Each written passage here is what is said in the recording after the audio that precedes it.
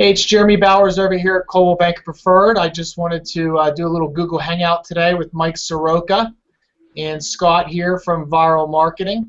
And today's topic is actually going to be leads and lead generation. We're going to be sharing some ideas of what people are doing from a lead perspective and also a lead follow-up perspective. First off, I'd like to start off on myself and my role. I'm the manager over here at the Coldwell Banker office. And I used to be a partner with Mike on selling real estate, and we typically were doing around 150 transactions a year. And Mike took over the team, and now Mike's running with it. Mike, you're doing about 150 again this year, is that right? Yes, correct. And then we're going to get to know Mike a little bit more, ask him some questions, what he's doing. He's going to share some ideas with you guys today, what he's doing. Scott is here from Viral Marketing. He'll be helping out. So they have been very, very influential on me and Mike on running our follow-up systems, and he'll be here helping us out today. And the topic, once again, is leads, and lead generation. And today, after you watch this call, if you want any help, I don't care where you work, if you need help on coaching, support, generating more business, that's my role here. I'll help you no matter where it's at. And if you're not happy with your current company, you want to talk, give me a ring, and we'll go from there. So let's get this started, Mike. So right now, where's your business at right now? What type of business are you doing this year? Well, like I said, we're on pace to do a little bit over 150 deals this year. From where we were last year, we just did about 148. We'll probably do close to 160 this year. Okay. And so when you originally started, how did you originally find business, Mike? What got you started finding business? Making the contacts with the for sale by owners, the expired listings, and my sphere of influence. Your sphere of influence. So your friends, the people you knew, right? Yep. So why don't you take us back in the day, Mike? You know, when we used to lead generate, what was some things that we did to help you lead generate? So we can share with these people out here. What's some things to get them on the phones? Because let's face it, man, you didn't like it on the phones, did you? No, it wasn't the easiest thing to do. You know, the biggest thing was learning the scripts and what to say to people. Once you get a little confidence in you and understand what you're saying and the questions that you're asking, you know, we would, you know, break down the types of calls that we would make, not only to make it interesting, but to make it more effective. So, you know, in other words, we would do, you know, X amount of calls for sale by owners, X amount of calls for expireds, X amount of calls for sphere of influence, and X amount of calls for past clients and customers. So the success that we had starting out was by breaking that up, making sure that you were contacting the right amount of people. And if I remember correctly, when we were doing it like that, we were doing, our goal was to talk to 100 people a week that we had never spoken with before. And, you know, it's a numbers game. So once we were getting to that point, we were seeing the effectiveness of making those contacts, and those contacts were turning into leads, and eventually turning into appointments, and then eventually turning into deals and customers. Okay. So when you originally were getting on the phones and you were lead generating, Mike, did you enjoy it, or what helped you get over that fear of getting rejected? Didn't enjoy it at first because it was hard to internalize the scripts and know what to say. And it just came with practice. The more we did it, the more we practiced, the more we internalized the scripts, the more it didn't really matter what the person was saying as far as rejection on the other side, because we knew that, you know, the next call we made had a greater opportunity of actually turning into something positive. So for the people that are just, you know, starting to do this type of prospecting, it's going to take a little bit of time, but the more comfortable you get with it, the more confident you're going to get, and the more confidence that you show, the more appointments you're going to get. So you talk about practice, Mike. Practice is important in all sports, except you know, a couple sports players in the past, Philadelphia names we're not going to name, didn't believe in practice. But you know, what you're talking about practice. What did what are you talking about there, man? Well, you know, you would practice on the things that you really needed to get better with.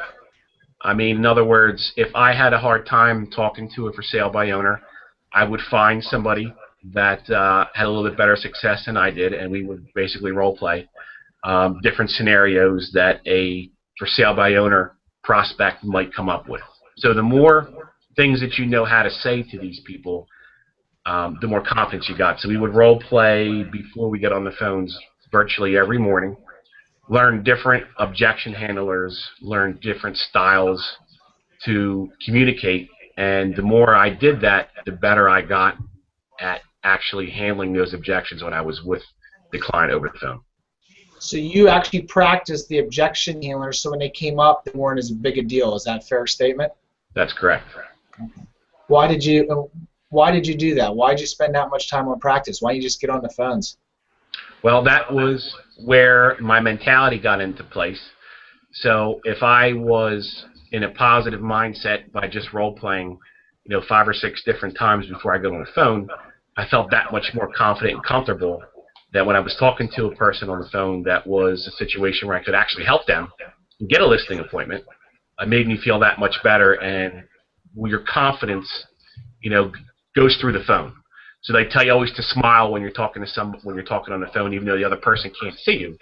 But the way your voice comes out and the way that your mentality presents itself definitely makes a huge difference to the person you're talking to.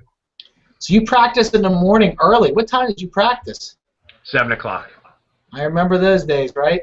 Yep, absolutely. So I do recall back in the day when we did that. You a morning person or not? Not a morning person. Took me a little bit of time to get used to that routine.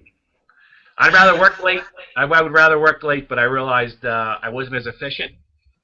So, getting my time scheduling down pat and knowing what we're going to do to time block, that was one of the things that really set the wheels in motion for the rest of the day, when that time blocking was put in place. When we originally met, right, you like to work late, right? Yes. Yep. And then, so how did you work on changing that late night schedule, man, so you can start getting in there earlier? Because you are not a morning person, you typically say, right? Right, so making little changes. You're not going to be the person, most people are not just going to wake up one day and say, okay, I'm not going to get up at 9 anymore, I'm going to get up at 6. It's making a little bit of changes, family life evolved, things started to change, I got older. It was a couple different things, but I think the most important thing is to start and step by step with things. If you're getting up at 8, start to get up at 7:45. You know what I mean? Do that for a couple weeks, then start to get up at 7:30. But then you'll realize you can get a lot done before most people even get to the office. So a big chunk of what you need to do as a real estate professional can be done before everybody else sets foot in the office, and you'll be that much more accomplished throughout the day and that much more successful. Remember, we used to go out to Mike Ferry retreats, and we thought we got up early, and the people who were up on stage and even doing more business than us already went running by the time we got up, right? Exactly. So they say about how successful people get up earlier and earlier. So what you're saying is what we talk about, take it in chunks, man. It's not do a crash diet, You're just going to gain that weight back. It's just take a little bit by little, the compound effect, and it'll build some good positive atmosphere and habits over the years, right? Well, that's the thing. You hit the nail right on the head. It's not a crash diet. You're not going to wake up one day and say, all right, I'm not going to eat anything bad anymore. It's making lifestyle changes little by little that are going to improve your quality of life. Because if you want to get your stuff done during the morning and have a normal family life in the evenings, then there are things that you're going to want to do to put in place to achieve those goals. Isn't it kind of interesting, Mike, how habits and schedule actually are a huge, huge factor in guys like you and me in the past generating leads? Yeah, absolutely. Without that, you have trouble generating a lot of leads, right? A lot of business if you don't have a good schedule and good habits. Is that a fair statement, you think? Yeah, absolutely. So we talked about schedule. We talked about habits. We really didn't schedule that much, and then we're going to start talking about your leads, lead sources, and follow-up. So habits, you started to go to bed a little earlier. You stopped working as late. In the morning, you started getting up a little bit earlier. You took it in 15-minute chunks, right? Yep. And then you started getting to the office. You practicing before you started, right? Yep, absolutely. Remember the one big habit we had to start changing, which was the most difficult one, and I still think it is for agents. Don't check the email before you get on the phones, right? I still do that now. If I'm working on something important, I'll go into another room where my computer is not. because I don't want to be distracted doing something that's going to, require my full attention. Yep. So that's huge, and I think no matter what you're doing in life, that's how you have to be focused. And if your focus is to be on the phones and generating business, then you want to minimize every distraction that you have around. Be like going to the gym, Mike, and checking your email. I don't think you're going to get too good of a workout if you aren't focused on those weights, right? Exactly. So how did you get over, eliminating or reducing the amount of times you actually checked your email and came in there focused? What did you do to do that? Well, I mean, it was a collaborative decision. You had a lot to do with it. I helped you. You helped me. We turned our phones off. We got held accountable by our other coworkers in the office that we were not allowed to answer the phone. We weren't allowed to check email. And after, paying some costly fines to our assistants for not, doing what we were supposed to do, we learned really early on that we need to be focused. And, from that, it's not about just paying the fines up front, but it's about, seeing the results. Yep. Like anything, you're going to have to put time and effort and work into it to see any type of results. It's not going to happen overnight. But yes, there's were the types of things that helped us, when we first started. Darren Hardy has a good book, Mike. You and I've talked about it before, the compound effect. It takes 67 days to build a habit, right? If you think about anything, if you can do it for 2 months, you can build a good habit. It's the biggest thing I've seen, Mike, as a challenge with agents is the challenge of removing themselves from a situation, just focusing on something else. And you and I used to talk about the doctor example with Ira. Remember our real estate coach? Yep. When you go to the doctor's office, the doctor doesn't check you in, doesn't take your information, and doesn't do the surgery. The doctor only does the surgery, only does the exam. They have other people do those other things, right? Correct. So we had that type of mindset change, and that's I'm seeing agents change on that. And I'm really excited about seeing people change and work on those habits. It's a daily grind, even with all your experience, Mike. Do you still have trouble with it? Yeah, I mean, it's always going to be a work in progress. I've come light years from where we started, and as you evolve in the business, you're always going to have things that are going to work on to make you a little bit better. But as long as you have a good, solid foundation and have a direction in which you're going to go, it makes getting, more efficient a lot easier. I remember originally when you and I were doing business together, we talked about leads, and we didn't realize that wasn't the main focus. You had to actually be focused, to have a schedule, and build good habits. Then you can generate the leads. If you don't have those original things, you can't go out and get the leads, right? Yeah, I mean, you're going to have some leads, but at the end of the day, it's what do you do with those leads? How do you maximize them? I mean, it's great to have numbers to call, but they're just numbers unless they turn into business. Yep. So leads, so now you got leads, right? So we talked about schedule, now you're getting on the phones, right? You practice, you got on the phones, you're calling your center of influence, calling past clients, calling expireds, calling, just solds, door knocks, the whole events, everything, right? You're doing that, right? You're focused at this point. Yep. Would you agree objection handlers are probably your biggest challenge when you get a person on the phone? You got to master the objection handlers first? Well, you have to know what to say. Yep. And I don't care what you're doing in life, whether you're selling pens or cars or real estate. There's going to be certain situations that come up that you as a professional salesperson in your industry are going to have to take care of. And I'll tell you right now, objection handlers are a very, very important part of that. And you need to be confident on what you're explaining to your clients. So objection handlers are absolutely one of the most important things to focus on when you're just getting into business. So we were paying a real estate coach $1,000 a month, so we better learn these objection handlers, right? Yeah, we're investing in ourselves. Absolutely. What tip would you give someone right now that's watching this or going to be watching it later on how to take objection handlers very, very serious? What tip would you give them? Well, what I've done is there's only so many objections. They're not making any more objections. There's conditions all the time. They're not making any more objections when it comes to real estate. So, there's a few objections that you're going to hear all the time. And my advice would be figure out a couple different answers that work for you. get comfortable with those answers that you really like to use, because everybody's got different personalities. Everybody's got different ways of communication. Yeah. There's only what works for me might not work for you when you're talking to somebody. So if you internalize what you feel comfortable with, you practice it, you feel confident when you're saying it to other people, that will make a huge difference in helping you set those appointments. So once you overcome those objections, then it's a little bit easier to get to the person's motivation and help them decide if you can actually help them, right? Because you can get over those objections. Absolutely. I mean, and that's what you're getting towards. That's what the scripts, and it's a roadmap to getting to why the person wants to move. Why do they want to sell? Why do they want to buy? Or whoever you're talking to. There's going to be a lot of stuff that you're going to have to weed through to get to the motivation, and that's what the scripts and the objection handlers teach you to do. To get through all those roadblocks, the hurdles, the objections, and get to the point and say, why do you really want to sell your house, and how can I be the person to help you achieve that goal? I like that example. So now you're getting through these objections and you're hitting the phones and you're talking to about 100 people a week, right? 125 people a week. Yep.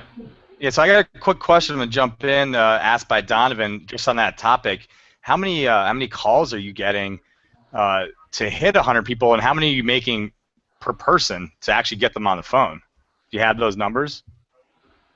Mike, you want to start off? You want me to? Yeah, I mean, it's I don't have anything in front of me, but you probably would know better recently. Yeah, I'd say right now if they're using Mojo Dollar, Scott, they're making about $200 to $250. That's a software that'll make the phone calls for them. They load the leads in every morning. It makes the phone calls. If they're not using Mojo Dollar, they're probably making about 75 phone calls for the morning, and the goal is to talk to about 20 people in the morning. If you want to cheat and you want to get there quick, I'd recommend salesdollars.com or Mojo Dollars. And Scott, that's a good question. If anybody has a question, there's a button there you can hit and ask us a question, and we'll answer it for you. But pretty much those are the two sources that we've been seeing that working very, very well. So somewhere between 200 250 dials on a Mojo Dialer in the morning that will get you to your 100 contacts a week or 100 conversations a week. Yep, and then they're setting appointments. I have agents, Scott, that are doubling and tripling their business by using Mojo Dialer. That's one option. Or two, what's getting them to their goals is we're doing it as a group. Today we had 10 people together, maybe 12 people together on the phones, hitting the phones and rocking it, had music going. That's another big aspect. In life, you can try to do things on your own, but if you don't have other people to help you with it, it makes it a lot more difficult. So one part's the Mojo Dollar, but the second part is you got to get an atmosphere where everybody else is doing it. Mike, that's what we did back in the day, right? We made it fun. If it was just you and me separately, I don't think we've ever done the business and grew as quick as we did if I didn't have you or you didn't have me. Is that a fair statement? Yeah. It's we work together as a team to motivate each other and hold each other accountable. So you're getting through the lead business. You're making the phone calls. You're talking to 100 people a week, Mike. As over the years, you're more experienced with it. Have you noticed you have to talk to less people to close more deals? Absolutely. It's a direct correlation. So what's your day like today since you have the experience, that you do? How many years have you been doing this now, man? 15. 15 years. Yeah. What's your day like today with lead generation now? It's a little different. I still make my calls. I still think it's important that I have an assistant now that can basically weed through some of the things that I'm focusing on for my particular business. And then that way, I'm still doing my lead generation regardless. I'm still doing my lead follow-up, which is extremely important. Because at the end of the day, you're going to make contact with these people, and for whatever reason, they might not be ready to do something tomorrow, but they will be ready to do something in the future. So, getting a good system in place that allows you to be alerted when you need to follow up with a particular client makes a huge difference. So, the long and short of it, my day right now is still lead generation, still follow-up, and then in the afternoons, it's customer service, writing contracts, closing deals, and helping my team. So back in the day, we spent 12 grand on Mike Ferry and hired a real estate coach to get us straight on our skills and lead generation, right? Yep. Then we took about 30, 35 grand and invested in an assistant, right? Yep.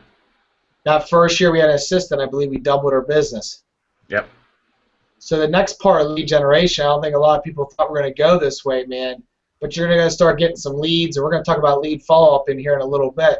But if you're rocking and you got some business going, we invested about $42,000 to $45,000 in a coach and also an assistant. That today has probably produced you tenfold correctly in your income today. Yeah, I mean, you can't do everything as one person. It's impossible. And be So effective. what tip would you give them to when should they start looking for an assistant? Well, you know, the rule of thumb that I've found out over the years is usually when you're doing 20 to 25 deals, your time is better spent talking to the clients, generating business, and closing business. Your time is not spent pushing papers, making copies, tracking down deposit checks, setting up settlement times. You know, that's something that you could pay someone to do while your main focus is generating more business to close and making those relationships with clients. I'm going to give you some objection here is what I hear from some agents that don't want to change and do that. I want to see what tips you give them. Hey, Mike, I like to do paperwork. Oh, do you? Well, do you like to make money? It's a fair statement, right? No, I mean, that's straight to the point. But yes, I mean, listen, you know, at the end of the day, when you look at what you make per year, how many hours you've worked to make that dollar amount, you have to ask yourself, is my time, if I can close 10 to 15 more deals by having somebody do administrative work, does that benefit me, and does that my return on investment make sense? And I can guarantee you, if you're doing any type of business, when you sit down and run those numbers, yes, to have someone do the paperwork behind the scenes is just going to generate way more income from you, even though you have a little bit of an expense that is a tax write-off. So isn't it interesting, Mike, that people invest in 401ks, they'll invest in flipping properties, but the hardest part they have doing is giving up control and hiring an assistant. You know, giving up control is a big thing. You know, as real estate agents, a lot of us are control freaks. I come across that all the time. And a lot of people, I think, are just nervous. They never had an employee before. They don't know how to pay them. They don't know how to leverage them. They don't know what to tell them. You know, I think a lot of that has to do with it, too. They're just nervous in taking that first step, you know, monetarily and managerially, you know, making sure that they can do that. So when you did it, did you know that you'd have enough money in the bank, or did you just believe in yourself that you'd always be able to pay for that assistant? Because that's a big objection I hear from people. I knew we would be able to do it. You know, I remember talking to you early on and saying, wow, if we pay this person, they're going to be sitting around doing nothing. And you were like, there'll always be something for that person to do. Actually, they won't be here enough for all the stuff that we need to have done. And it still holds true to this day. We in this business are a one-man band usually, and you need help. You need support for you to be successful at closing your deals, negotiating, understanding what the client's needs are. You don't need to be doing the administrative work. That's the stuff that takes away from what you're really good at. So, you know, the chances of them not actually being able to pay the bills, have you seen too many people that had to lay off an assistant if they were working hard? Nope. Ask yourself this question. When you go on a listing appointment, are you saying, hey, listen, I'm the best copy maker ever. You're hiring me to be you hiring me to be administrative assistant and make copies and put flyers at your house, or are you hiring me to go out and generate buyers for your listing? What are you hiring me to do? You know, and they're going to say, well, I'm hiring you to be a salesperson, not an administrative person. You know what's interesting what you just said there, and if you think about this year, I bet you make more money off your assistants than you actually do your 401k. Absolutely.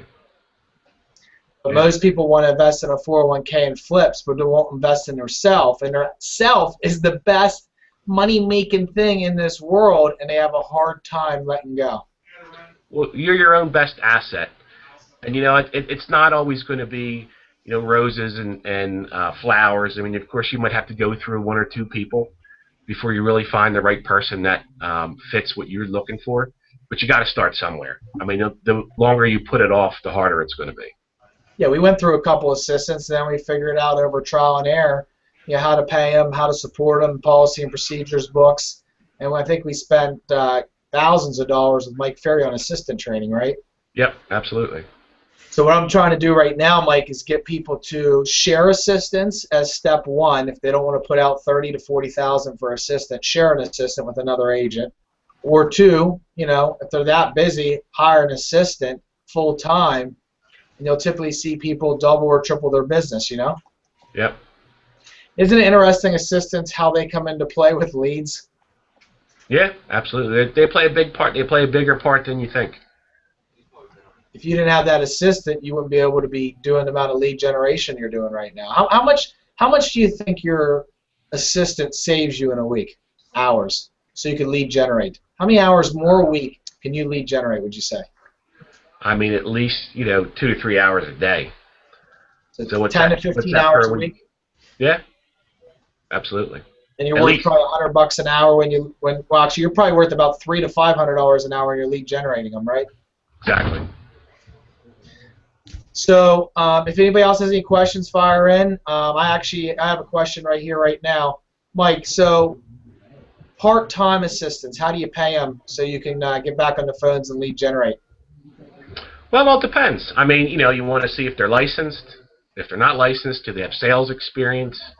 There's a wide range of different things that you want to look for in a person. Obviously, you want to have somebody with personal skills that understands if they have to talk to a client on your behalf by either setting an appointment for you or taking the proper notes. I think it cuts to cut to the chase. The biggest thing is making sure that they have skills where they can actually time manage and are very, very good in follow-up with their own systems. You can teach anybody to do anything as long as they have a good foundation. As far as payment goes, you ask the person what kind of money they're looking for, and if they're in that field, obviously you're going to get what you pay for. People think that they're going to come in and get somebody that's going to be dynamite and pay them no money at all. I mean, that's not reality. But you start out with something fair. Is it $10, $12, $13 an hour? See how that works out. Do a 90-day trial period with that person. See how their skills are, how they fit into your system, and then you can obviously put different types of incentives in there based upon the sales that you're doing. You give them bonuses. There's a lot of different ways to do it. But that 90-day trial period with finding somebody will be good to see if they're a good fit for what you're looking for. Hey, Mike, I got a quick question for you, man. I hear from agents all the time that are, they'll be doing deals. They're on their own. They'll get in momentum, and then they'll have to do the paperwork and come back, and then they lose their momentum, right? So, I mean, we can directly correlate. If you have a part-time assistant that's working 4 hours a day, and you're using that 4 hours to build your business, I mean, you can break down the numbers to literally know how much more business you can be generating, so that you can see how much is going to offset the paying of the assistant and how much more money you're going to be making every month, right? It's a direct correlation. The stuff that you don't have to do administrative-wise is going to give you that amount of time plus some to lead generate and build your business. Absolutely. And you're right. If I'm on the phone and I'm setting appointments and I got to stop to get an agreement, a sale copied and sent to a mortgage broker, and I wait for them to confirm it and send it back and then do an addendum, I mean, that's time that I'm not talking to somebody else that needs my help. And Mike, the big challenge that we see with people is you and I had to go through this back in the day. It was a very easy tool or system that we had to do with Ira was he said, you do not know how much time you're wasting by you doing everything. Take a piece of paper, write down every hour in a day, and track what you do. You and I were shocked at how much time we were wasting on administrative time. Yeah, absolutely. I mean, it was hours in the day, right? Yeah. I mean, you're a business owner. So whether you're selling real estate or no matter what you're doing, you want to make sure that your time is being spent the most effective way possible. And if you track to see what you do, you'll be able to analyze your week and say, listen, I just spent 3 hours basically doing nothing. Even though you think it's busy stuff, it's not anything that's going to actually build your business.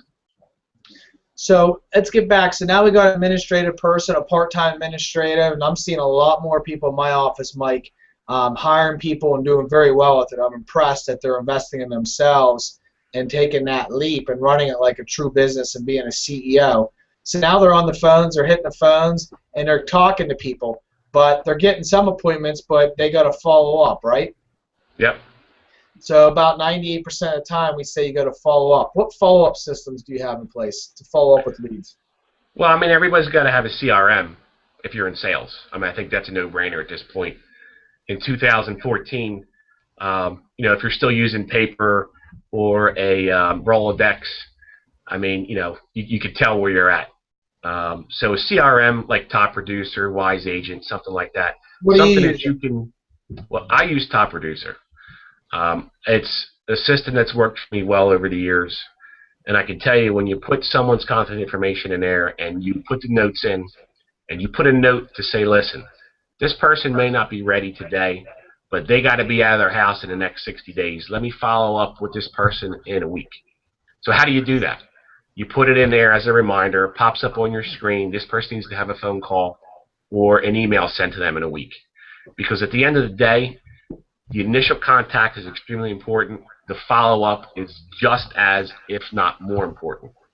So a system like Top Producer will have you in a whole entire method of following up with these people, knowing what to say. Hey, this person I talked to, you look at the notes, I talked to them 3 weeks ago. They wanted me to call up at the end of the month. Here it is, the end of the month. I'm calling them. And they'll actually be impressed that you remembered what they told you when you called them. But the only way you're going to even remember those things is by having a system that helps you with that. And then you can put the notes in, and they become a client, and they become a past customer. And then when you want to email your past customers, the list is all in there. And a good CRM is the foundation for a good salesperson. And that's the part that Kinder and Reese taught us, Mike, is you got to spend some time each week, and here we do it on Tuesday mornings. You got to take a couple hours each week and work on your business and not in your business, and that's where you really got to put a good database into place, right? Correct. Remember the amount of hours at night and processes that we had to put in place, listing checklists for buyers, sellers, entering people in at night. It wasn't fun, but you basically made a boatload of money off having a database all these years. Yeah, I mean, you have to. It's your book of business. I mean, that's how you operate as a salesperson. What are you going to do when you say, what's your business, and you hand over a bunch of boxes with files in? I mean, you know, you got to be able to measure, you know, the sales. You got to be able to measure your prospects. You got to be able to track where your leads are coming from, which leads are converting to more business. If I'm killing it on for sale by owners, and I know that's where the bulk of my business is coming from, and I'm good at it, then I'm going to invest more money in getting those types of leads versus something that I know I'm not getting any business in. And it really all depends, your location, you know, where you're at. There's a lot of different factors in there, and everyone's going to be different on what they're really good at, what they thrive in. But when you have a system that tracks it, and you know where your leads are coming from, and you know which leads you're converting into sales, that's going to make it more better on where you're going to spend your money. So I got another question here, Mike, on they want to know leads. What lead sources do you like right now? I mean, I still like LandVoice. I still like RedX. They're the two biggest lead generation sources for expireds and for sale by owners. You know, Craigslist is also a good one. For salebyowner.com. I mean, they're basically weeding through a lot of these things, and the for sale by owners are saying, hey, listen, here's my house for sale. Someone please help me sell it. So, you know, if you're in a business where you really want to make relationships with people and, you know, be able to help them, that's an awesome way to start. And there are two really good databases that I still use and I've used over the years. And you still have a good website you're capturing leads off of or dripping back to people? Yeah, I mean, it's nice to have a nice website to drive people to. They can get information on. I mean, they go to my personal website, Home Experts for You. They can get a bunch of different information on that. Of course, you could buy some different territories with Zillow and Trulia, and there are things that are going to spread your branding around. And, it's almost like investing in the stock market is what I tell people, because you don't want to put all your eggs in one basket. The people that have been successful through investing diversify what they invest in. Same thing in real estate. I have a lot of different buckets of ways I can grab phone numbers, leads. I have 800 numbers where people call in on listings that we call on. I mean, a lot of different simple things that can gather information of people I can follow up with. And that is a good foundation to at least start out with, for sure. So you got these leads, and you mentioned different types of lead sources that you have today, right? Yep. So you got anything from the different websites, and then you got your old traditional ways, and you got your center of influence. Let's talk about your center of influence. That's always been a strong point of your business. It was a strong point of mine. How are you cultivating your center of influence today? What systems are you using? Well, it has to do with Viral. Viral's helped me over the last year really get back in touch with the people that I've helped over the years. I do a video blog with them on key points, not, hey, the interest rates are low, why don't you buy a house? I mean, you can go anywhere and see that on any website anywhere. What I like to give information on my clients is, hey, listen, how do I work with a multiple offer situation? Do I need to sell my house first in order to buy a house? And if I do, how does that process work? So when I'm giving something of value to potential clients, past customers, center of influence, I get stopped on the street all the time and say, listen, I watch your video blog. You give really good information. I passed this video blog on to somebody that could use your help. That's really important, and Viral's helped me do that a lot with my sphere of influence. It's staying in front of people and letting them know I'm here as a resource when they need help buying or selling real estate. Let's talk about that. It might cost you maybe $6,000 or $7,000 a year for viral marketing, right? Yep. So let's just say you get one deal a month. I think it's very conservative off of you staying in front of your past clients. Average check of $5-6 grand, $60,000 to $72,000. You're netting easily $60,000 to $70,000 a year off that viral marketing system. Is that a fair statement? Yeah, absolutely. So what would some tips you would give some people watching this today? Why would they invest? We already talked about an assistant. Let's talk about the second thing they should invest in. Viral marketing or a follow-up system similar like that. What are they missing out on if they don't do it, Mike? Let's switch it around. How much money do you think they're losing by not doing it? I mean, it's tough to put a dollar amount on what you're losing, but I mean, the first step is to have a database to market to. So without a top producer or a CRM, you can't even get to that second level. So the first thing, I tell my agents when they first start out with me, listen, I need you to get all your contacts in a database. Yep. Because then once you have a way to do it, then Viral comes in and they say, listen, what do you want to send to your database? What do you think your audience or your clients would want to know about in your market? So, getting in front of them, doing a newsletter. Hey, this is something new that's coming out. This is something that we offer. This is a property that is not on the market yet, but we're giving the first dibs at it before it hits the MLS. I mean, something of value that the people can associate you with in real estate, and that's what Viral's been able to do. It branded myself as the area expert in my geographic location, and when people want to know something about the market, I'm the person that they talk to. And after you're doing all that follow-up system, Mike, I don't remember a time that someone said to us, "You're being annoying. Stop it," by sending us information that we know. Is that a fair? Can you recall? Yeah, I mean, listen. At the end of the day, people appreciate it. Yeah. If you're giving them something of value that they can use to help their decision-making process and ultimately save money and time, then they're going to be grateful that you took the opportunity to send it to them. And I got a question for you, Mike, real quick. How important do you think it is to have that system in place in your back pocket to where when you're talking to new prospects, you can say, hey, let me get your email, and capturing more emails so that you can send that information out to them, knowing that you have that good quality of value information to send to new people you're talking to every day?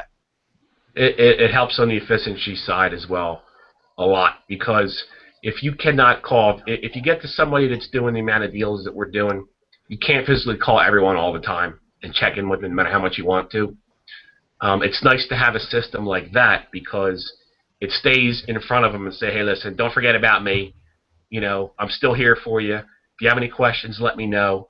I think it's a great system because it just helps to reach more people. Even if you just talk to that person one time and you know that within the next year they're going to sell their house.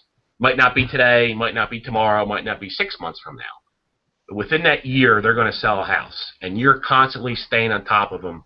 You're saying, hey, listen, I'm here for you. If you have questions, let me know. So it helps prospects, and it provides a level of professionalism to people out there, because if you have a video blog and you're giving advice to people and the other agent you're competing against does it, you're going to have that much more credibility. So, Mike, from a lead generation side, let's talk a little bit about coaching, because I have a question on that from an agent here on coaching for, different coaching companies to help you find leads. What's some companies that you like? Coaching companies that help you find leads? Yeah, teach you how to go out and hunt, Mike. What's some coaching companies that you've liked over the years that helped you be a good lead generator? Well, I mean, Kinder Reese and Mike Ferry, I think, were my two biggest influences. I mean, obviously, there's different types of coaching out there for different types of things that people want to accomplish. I can't speak on a lot of the other ones because I've personally never dealt with them. But I can tell you from a standpoint of just starting out in the business or even trying to take my business to the next level, the Mike Ferry system has helped me really put things in perspective on what to focus on, what to work on, and how to talk to people. Because if you don't know how to talk to people in the real estate game, it's going to be very, very tough for you to be successful and keep building your business.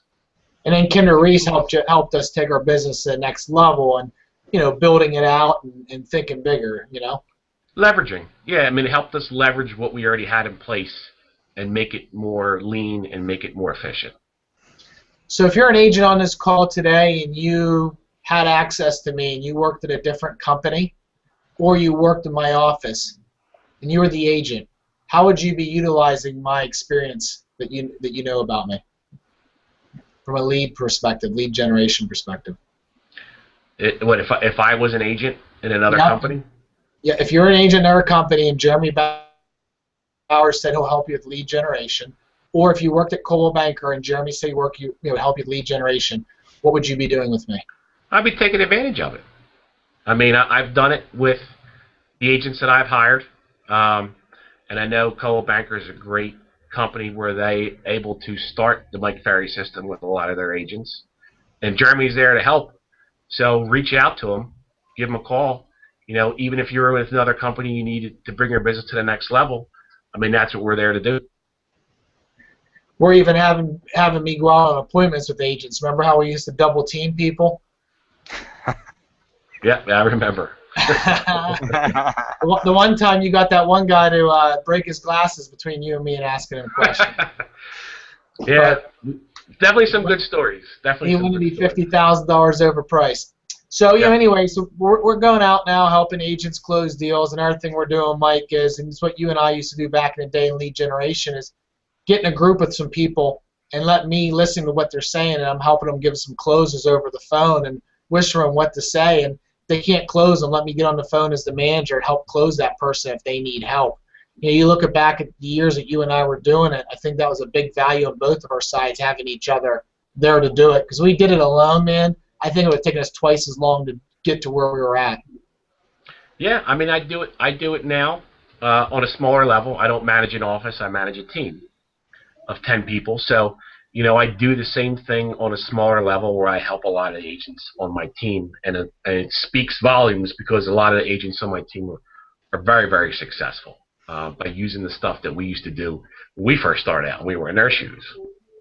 So I think it means a lot to associate yourself with a successful company, successful individual, people that know what they're doing. It makes a huge difference in, how that learning curve is going to be for you when you want to jump into the business and take your business to the next level. I got a question from someone here right now.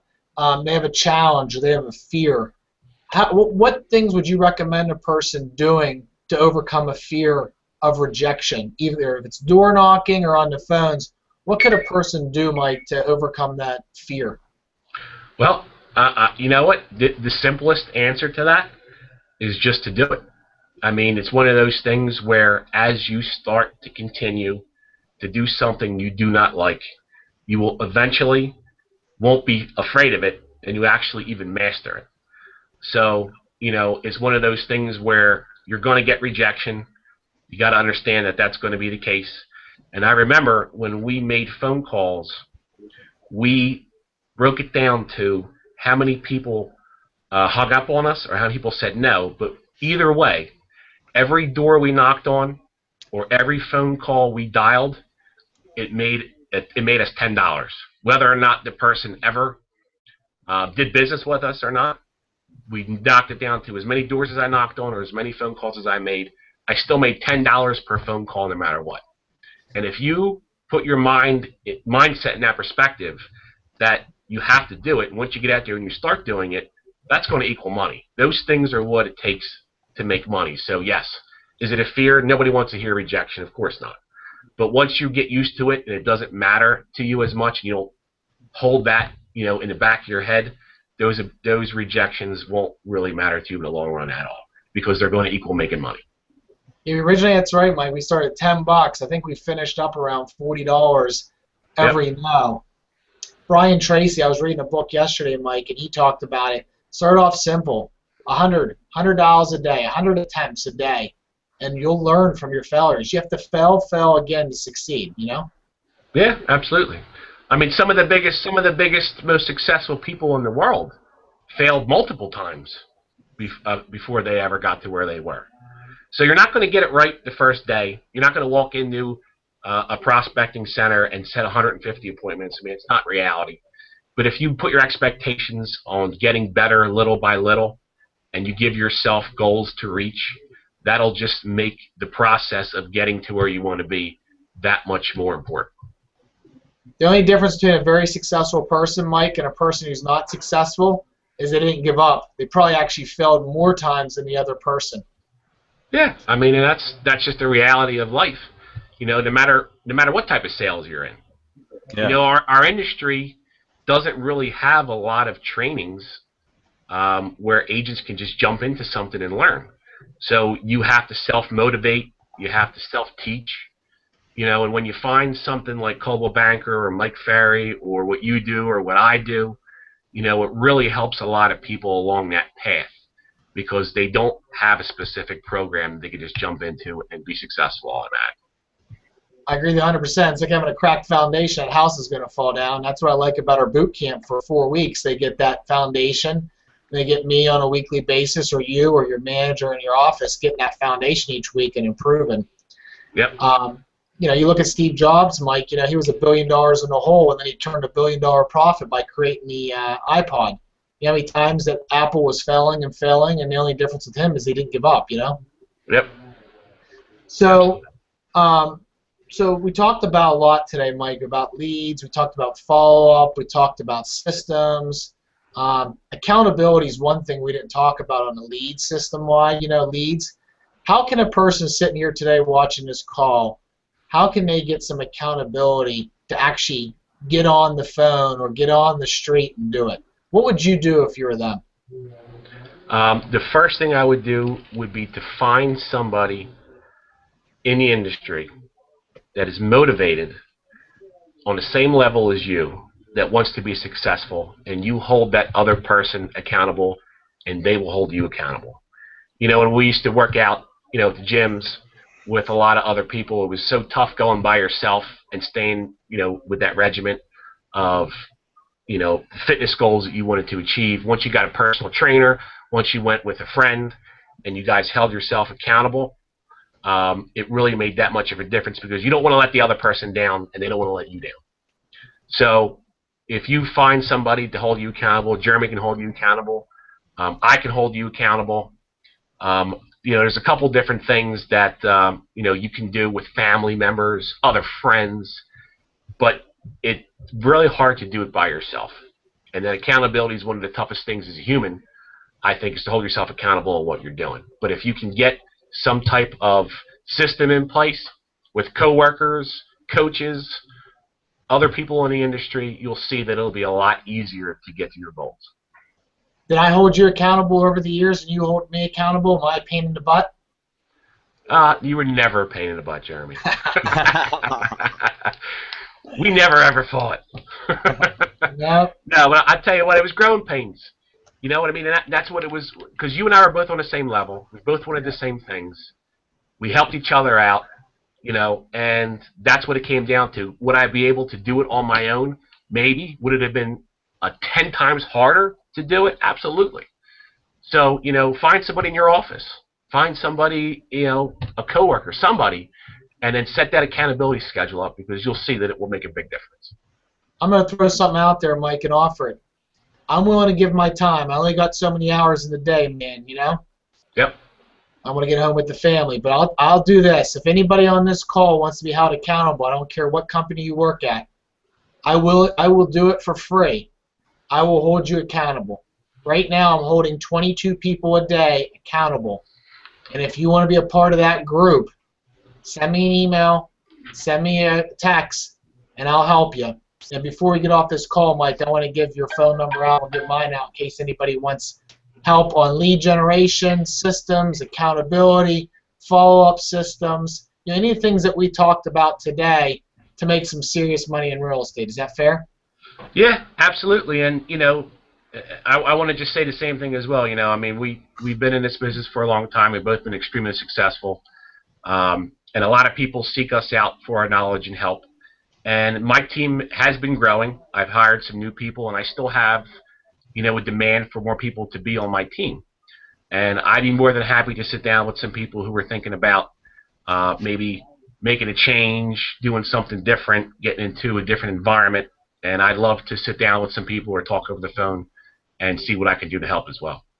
Fair. I'm in the same boat right now, Mike. We're in growth mode right now, and we're looking to hire more people and work with talented people. You and I both had talent. We just got to teach them the skills. That's what you and I hired a real estate coach and dropped about $80,000-$90,000. Now we're giving that back for free. Not a bad deal, huh? Not at all. Not at all. So best way to get in touch with you is? You can call me directly, 484-437-1440. That will come right directly to me. I'd be more than happy to talk to anybody, schedule a time.